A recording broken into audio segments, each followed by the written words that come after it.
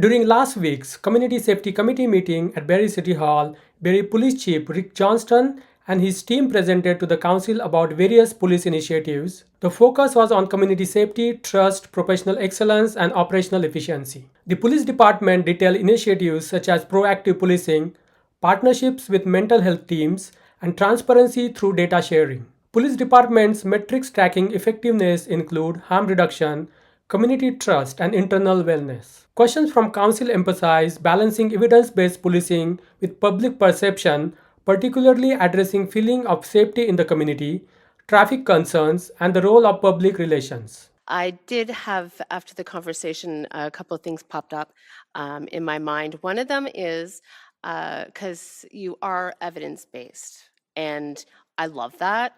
Now, how do you balance that? This is such a hard question because you're a public servant. So the challenge we have today is, again, it's not something I'm recognizing that media today, social media, but all media, certainly is at times leveraged to create conflict. And it's unhelpful to a healthy community. And media sometimes just perpetuates that.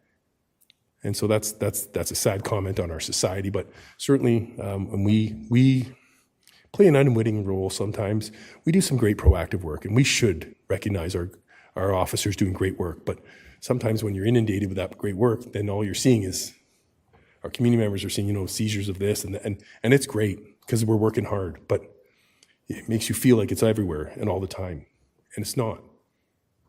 It's not. We live in a safe city. And we will have challenges, but again, the organization is focused on making it safe and helping people feel comfortable as well, because it does matter. The police chief underscored efforts in community engagement, officer wellness, and adopting strategies to align with community needs and the feedback. Following is our coverage of the meeting, including the presentation and questions from the council. As requested by council for a presentation with respect to the Barrie Police Service and the alignment of our strategic planning and goals with the cities, and to provide a more fulsome explanation of where we overlap or complement our larger cities' strategic planning goals. And with that in mind, I will quickly introduce Joshua Dunsworth, our strategic planner, to give a brief presentation, and we'll certainly take as many questions as you have afterward. Okay, good evening. Good evening, Chair Morales, members of committee. Thank you for the opportunity to present in this forum today. My name is Joshua Dunsworth, and I'm serving as the strategic planner for Barrie Police Service. Now, our presentation today has two core objectives. First, to demonstrate how Barrie Police Service's strategic framework actively supports and advances the city's priorities. And second, to show how our performance measures directly tie to improve community outcomes. You'll see a phrase on the slide that holds true: unity in purpose and strength in partnership. Our strategic initiatives aren't developed in isolation, but they are deliberately aligned with city objectives to maximize impact and resource efficiency. I'd like to bring attention to the strategic priorities for both the City of Barrie and Barrie Police Service on this slide here. Our approach to serving Barrie combines strategic depth with operational excellence. We've integrated our three-part strategic plan with four core pillars: community safety and well-being, which you'll see there on the left part of that image. This isn't just about responding to crime, but preventing it through proactive engagement and addressing root causes. Community trust and respect. We recognize that public safety is built on a foundation of trust. Every interaction is an opportunity to strengthen community bonds. Professional excellence and wellness. Our service is only as strong as our people. We invest in their development and well-being to ensure superior service delivery. And innovation and operational efficiency. We're embracing data-driven approaches and new technologies to serve Barrie more effectively and efficiently. Each pillar was designed with the city's strategic priorities in mind, which you'll see on the left, ensuring our efforts multiply municipal initiatives.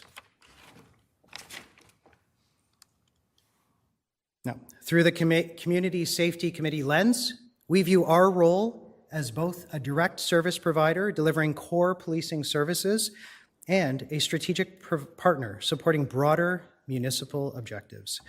This dual role creates powerful opportunities that allow us to naturally align our metrics with city outcomes and create meaningful synergies between police and city initiatives.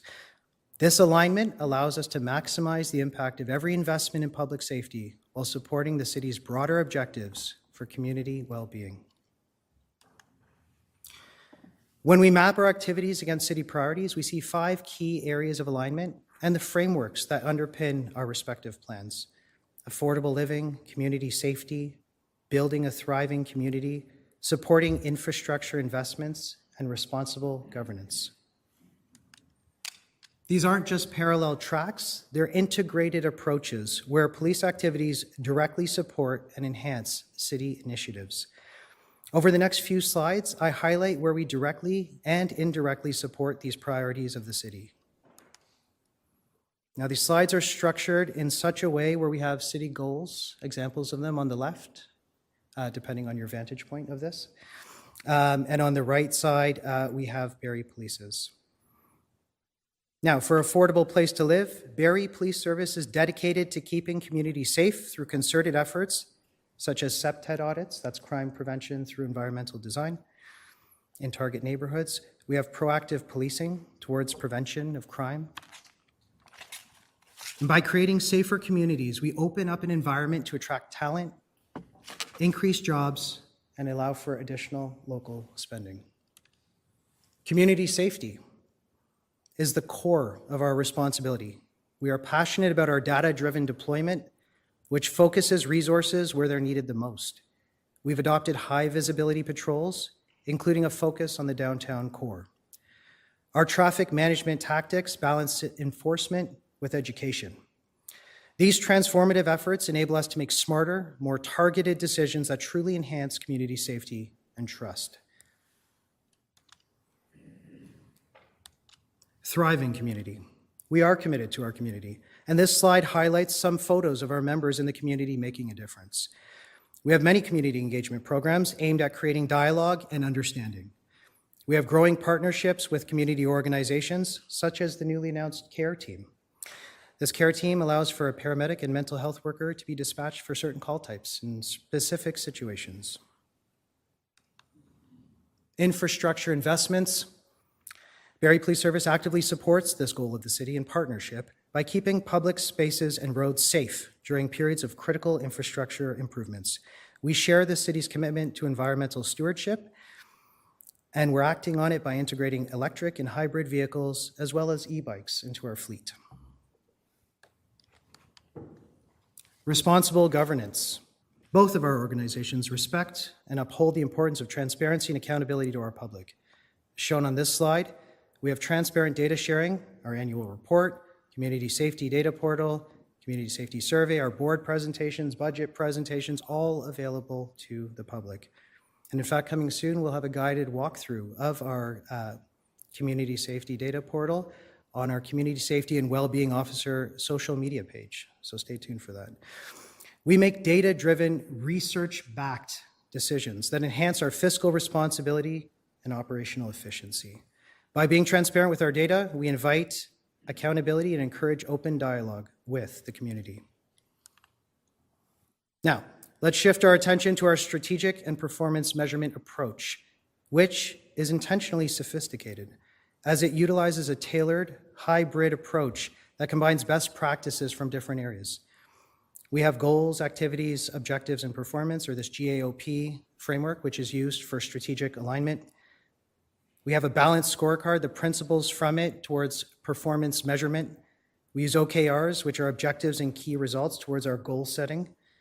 We use visual modeling as a tool for stakeholder engagement, and Six Sigma principles for process improvement. Unlike private organizations, we have specific operational and community-focused goals that require us to balance accountability, public transparency, and adaptability in a high-stakes environment. Our KPIs are designed to measure both activities and outcomes.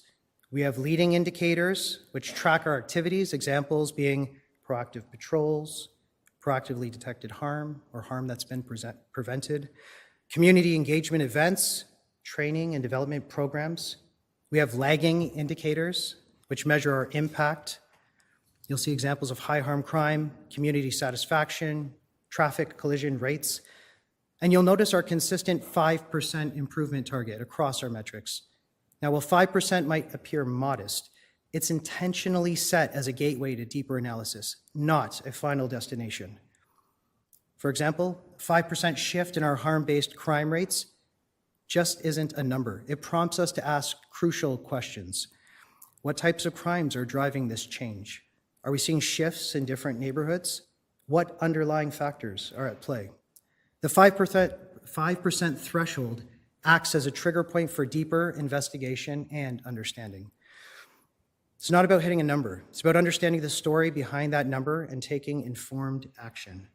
This approach ensures we're not just chasing percentages, but truly understanding and responding to our community's evolving needs. The metrics span across 14 categories within our 4 strategic framework priority areas, giving us a comprehensive view both of our activities and the impacts on community safety and well-being. As we move to our internal metrics, you'll see how our commitment to improvement extends inside our organization. Our professional excellence and innovation KPIs are particularly crucial because they drive our capacity to deliver better community outcomes. We track everything from employee wellness and EDI initiatives to technological adoption and process improvements. Why? Because internal excellence directly translates to external service delivery. When our people are well supported and our processes are efficient, we are better positioned to serve Barrie effectively.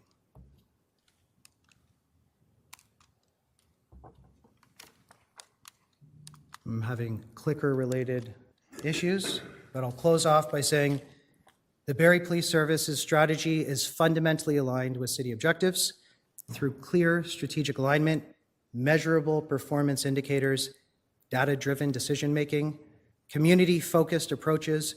We're not just supporting the city's vision, we're helping making it a reality. Every metric, every program, and every initiative is designed to create a safer, more prosperous Barrie. Thank you for your time. And thank you, Chief, for being here and for giving us this presentation. I really appreciate it. And one of the things that I think your organization really deserves a pat on the back for is the Citizens on Patrol. That part of your organization, I think, builds a tremendous amount of goodwill for the police. I've had it a number of times in my ward, and it's really helped a lot. And I think as Councillor Morales or Councillor Hamilton indicated, you know, perception is of safety. Perception is reality, and I think that organization, that part of your organization, really does help with the perception part of it. I just wondered, we as a city have installed a number of speed cameras, and we moved them around. Any thoughts from your perspective on how that's working and how does that impact what the police do in that area? Through you, Chair, to Councillor Rietma. Thank you for the Citizens on Patrol, and certainly I would encourage council members, if there's a complaint in your community, please reach out to our community safety officer, Constable Kira Brooks, and we can make arrangements. And so I'll start with that. With respect to the speeding cameras, I put my feelings aside, and not in a bad way, but I will say the data speaks for itself. And so you see a reduction, and I know our city is quite diligent in that measurement, and so and kudos to the city for getting those and putting them in place and seeing that ongoing reduction. On behalf of the Barrie Police Service, when we talk about our role in traffic safety, it is that, traffic safety. I mean, at the end of the day, we measure success for us in terms of reduction of serious motor vehicle collisions, and pedestrian strikes. Those are that's when the roads are safer, when you have fewer people being injured and fewer serious car accidents. Now, speeding will occur, but and I believe those cameras are quite functional at that. I think there's a huge value there in terms of when we measure traffic safety, where we see most of our challenges are certainly obviously intersection related, and that's where vehicles aren't moving straight. There's some movement of the vehicle in one direction or another, and that's where we see some of our more serious issues. But beyond that, from what I've seen from the data, they are reducing speeds, and so anything that keeps our roads safer certainly has the police vote. Just to follow up, Mr. Chairman, would red light cameras, in your view, help that situation? I think any traffic initiative that reduces accidents and pedestrian strikes and causes people to be far more alert with their driving habits is supported by a public safety organization. How can we say no to just whatever keeps our roads safer and gets people home safe at night? That's the true measure of effectiveness. Thank you. Thank you, Councillor Rietma. And just to clarify, Chief, to that last question, anything that makes roads safer obviously is supported, but I'm assuming that wasn't a blanket support for them. And I just want to clarify because I don't want to presume. My experience was back in 2016, 17, Ms. McAlpine will help me remember this, I'm sure. There was like a 2-hour presentation from herself on the pros and cons of red light cameras and the data and the costs and the court system, the procedures. And so is it fair to say that the answer you gave to Councillor Rietma was just like anything that would be supportive? So if the data were to support it, that's one thing, but it wasn't like, yes, please give me red cameras, which are different than the automated speed enforcement in school zones. Is that a correct interpretation? I just don't want to leave. So, Chair, thank you for the question. I just, as the cameras are city-owned, I certainly wouldn't presume to tell the city what to do. I just didn't want to step in beyond my lane. Just with respect to the cameras, that would be a strategic decision that the city made. I love that. No, that's awesome. I appreciate that answer a lot. I sometimes the information we get is as valuable as sometimes just being told we don't know at this time. So I believe that Councillor Corser, you have a follow up to the discussion. Go ahead, Councillor Corser. Yes, thank you for indulging me. I did have, after the conversation, a couple of things popped up in my mind. One of them is because you are evidence-based, and I love that. Now, how do you balance that? This is such a hard question because you're a public servant. So how do you balance that with what you had mentioned before about the difference between being, as the term was, uncomfortable as opposed to being unsafe, and where we invest our money and where we put our officers when they're needed? Because if you're running on evidence base and you're still having to balance public opinion at the same time, I think you're in a bit of an impossible situation, and I can certainly appreciate being on the hot seat for that. And I'm just wondering if there's any, within the force, is there any PR kind of information out there? Is there any messaging to the general public that is going forward with this sort of thing? Because one thing that I noticed recently is, I guess it's an old trend that's getting rebirth, is the knocking on doors and running away in the middle of the night. And that's not a 911 phone call. That's Nicky 9 doors from when I was a kid, right? So it's just, the social media and the monster has made it so much of a bigger issue than I guess maybe it really should be. And I'm just wondering how that messaging goes out to the public, and how do you address that? Through you, Chair. So, Councillor, that's an excellent summation of the challenge we face, and it is a difficult or an impossible balance. But it doesn't make, and I don't want to communicate to council and certainly to our community that that feeling uncomfortable or is, it's it's not important. It's incredibly important. When we talked about national measures and provincial and even municipal measures of effectiveness, if you don't feel comfortable in your own city, that's not a good sign, and we recognize that. So again, with our presence, the idea is to increase that comfort level. You may not enjoy some of the challenges, socioeconomic conditions we have, but if, again, the presence of our special constables, of our sworn personnel in the downtown certainly affects people's perception of, does that discomfort get reduced because they see more police presence? To your point with respect to social media, certainly we can put out as much information as possible. And the challenge we have today is, again, it's not something I'm recognizing that media today, social media, but all media, certainly is at times leveraged to create conflict. And it's unhelpful to a healthy community. And media sometimes just perpetuates that.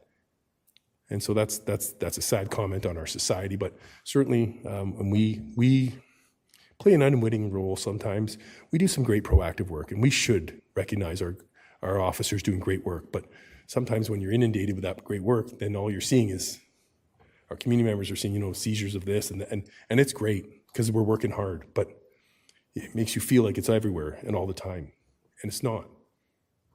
It's not. We live in a safe city.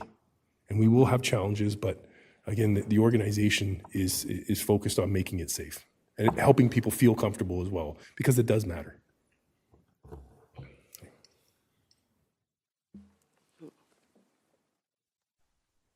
Perfect. Thank you, Councillor Corser.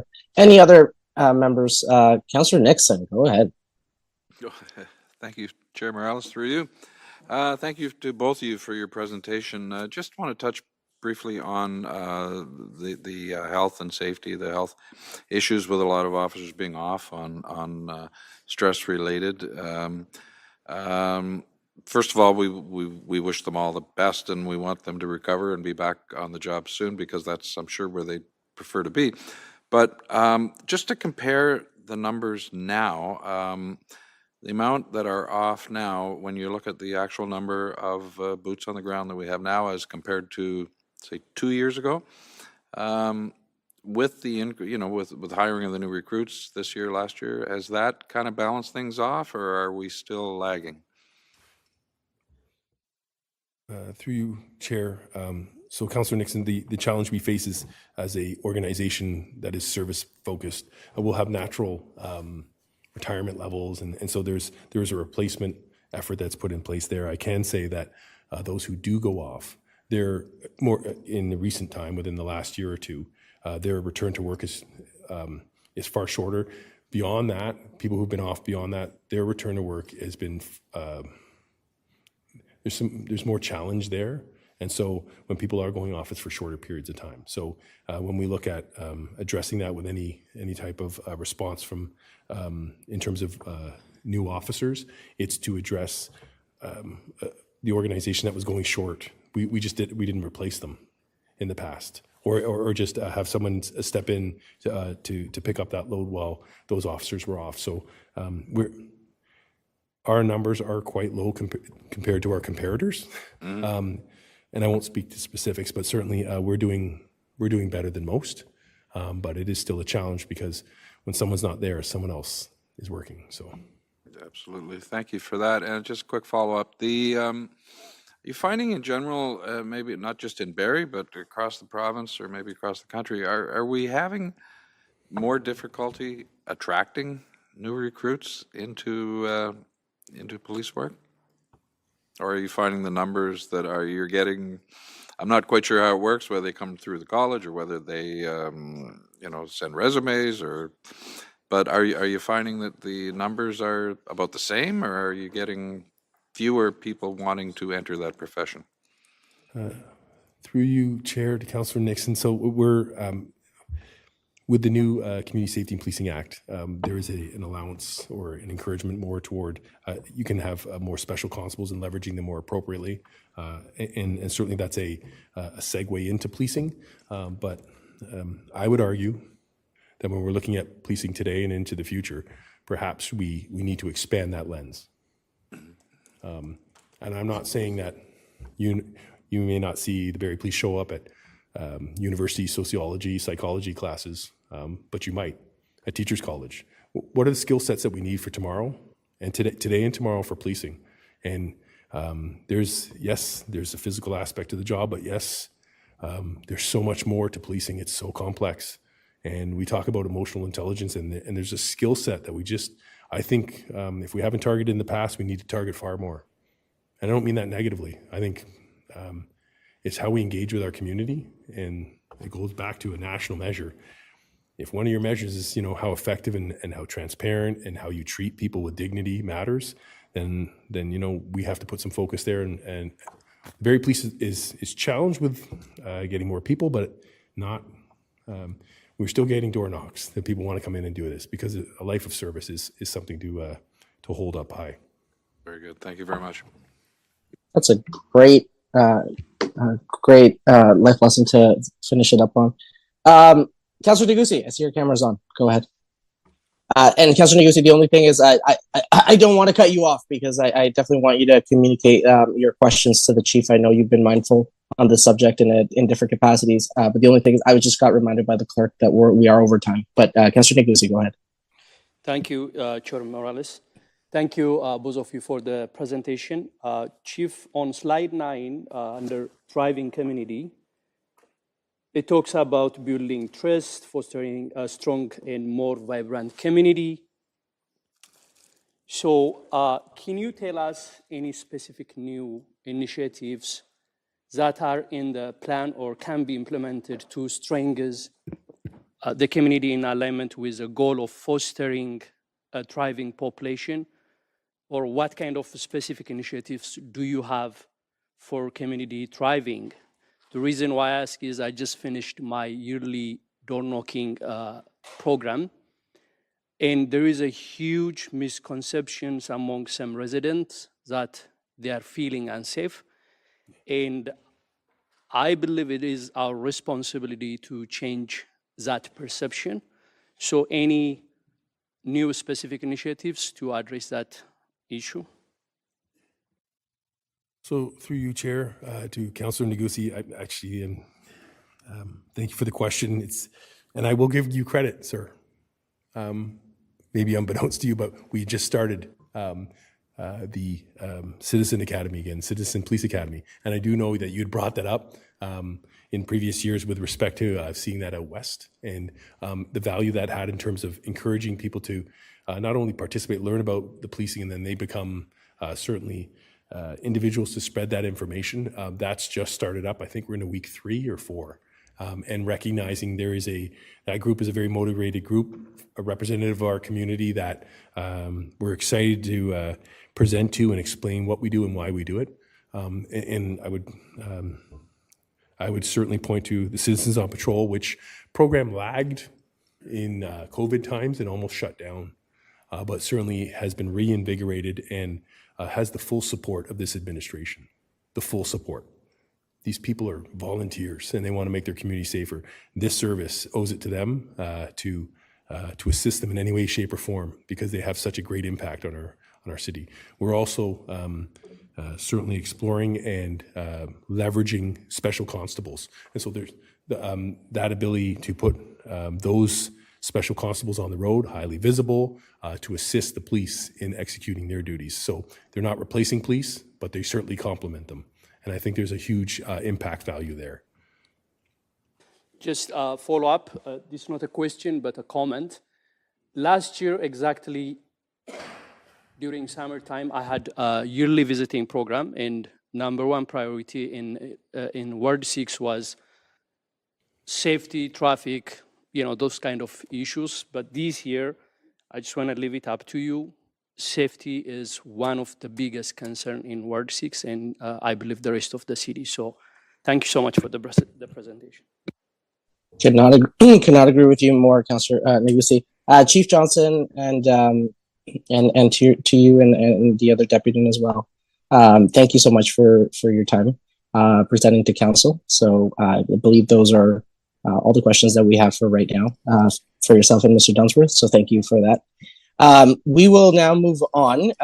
There are There's no standing items, there's no deferred items, just reports of advisory committees. So we have 6.1, report of the Community Safety and Wellbeing Advisory Committee, dated October 15th, 2024. And I will read it as follows. The report of the Community Safety and Wellbeing Committee, dated October 15th, 2024, be received. So can I have a member of the committee just put that on the floor? So moved by Deputy Mayor Thompson. Thank you very much. All those in favor, please indicate. I can't see. I presume that passes. So that is passed. There's no reports of officers, no item for discussion. So we will now adjourn. We are now adjourned at 7:12 p.m.